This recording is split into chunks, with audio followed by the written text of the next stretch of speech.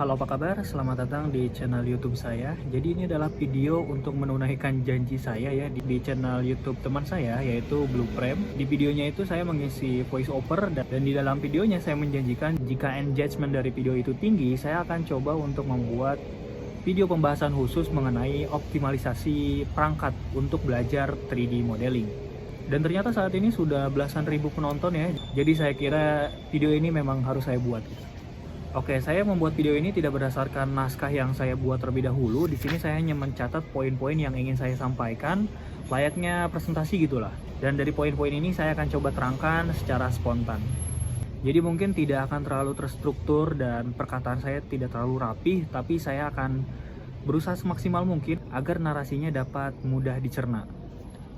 Oke, optimalisasi untuk belajar 3D modeling karakter ya.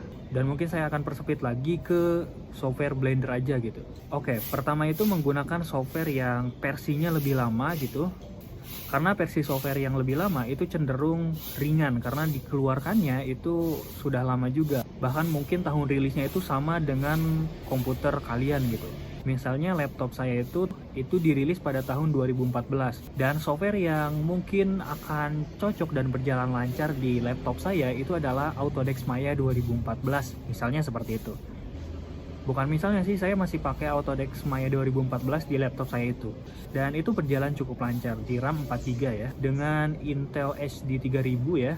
Dan CPU-nya itu Intel i5 2540M kalau saya tidak salah. Itu bisa sampai Blender 3,6 atau 2,82 di Linux. Kalau di Linux ya, kalau di Windows itu hanya mentok di Blender 2,79 aja gitu. Nah, berbicara soal Windows dan Linux, ini berbicara soal sistem operasi.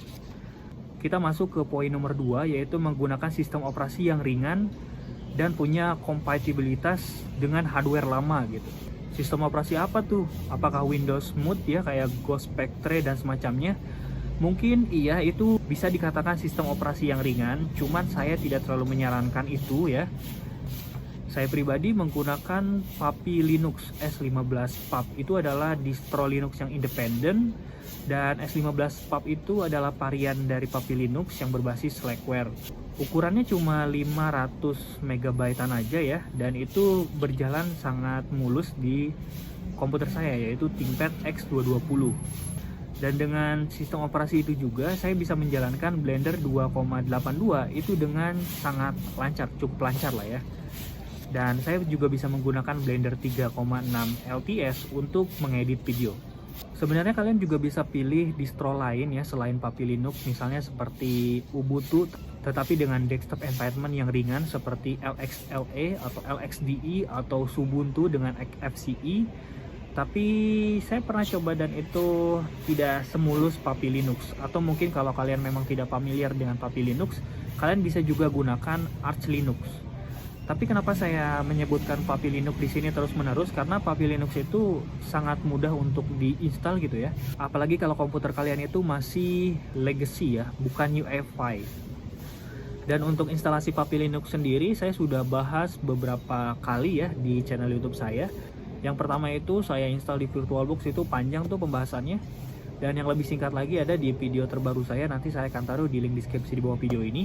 Dan satu lagi itu live streaming saya, itu bukan install sih tapi konfigurasinya. Oke, kita masuk ke poin nomor 3, yaitu belajar teknik pemodelan yang ringan. Oke, di sini kita bahas tentang 3D karakter.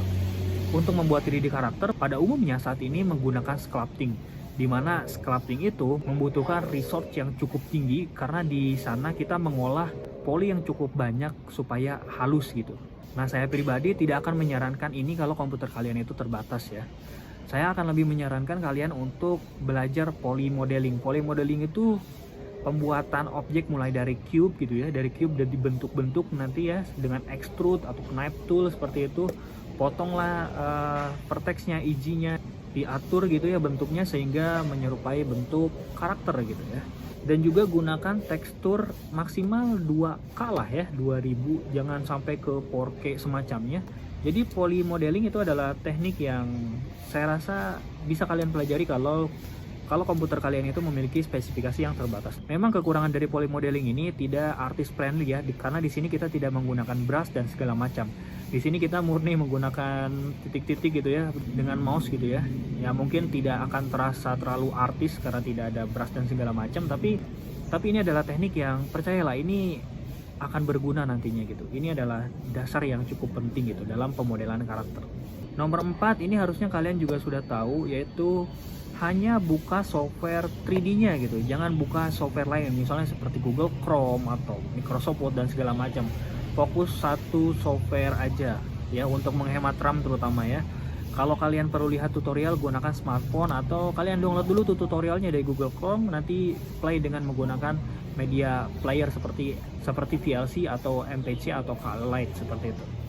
Dan saya rasa ini juga bakal membantu kalian untuk fokus gitu ya. Fokus di softwarenya, belajar softwarenya agar kalian tidak terlalu terdistract. Biasanya kalau ada tab Chrome nganggur gitu, tangan kita otomatis atau muscle memori kita mengetik pesnook.com gitu dan kita berselancar di Facebook berjam-jam gitu ya. Itu pengalaman pribadi sih. Nomor 5 ini soal render. Saya sarankan gunakan render Palm atau PC teman kalian untuk merender ya. Dan pastikan PC teman kalian itu juga proper. Karena saya pribadi hingga saat ini jarang menggunakan komputer saya pribadi untuk merender. Saya lebih sering menggunakan render Palm atau ya PC yang lebih proper yang bisa saya temui gitu. Untuk render Palm pun saya tidak beli, saya gunakan render Palm komunitas seperti Save It gitu ya. Yang dimana itu sistemnya itu sistem poin, jadi kita merender punya orang dan ketika kita nanti punya project untuk dirender ya nanti orang itu akan merenderkan untuk kita gitu. Keuntungannya sistem seperti ini ya kita bisa nyicil poin gitu, kita bisa nabung poin, kalau nanti kita butuhkan kita bisa gunakan. Oke, mungkin itu saja sih dari saya. Semoga video ini bermanfaat. Saya Mirullah. Terima kasih.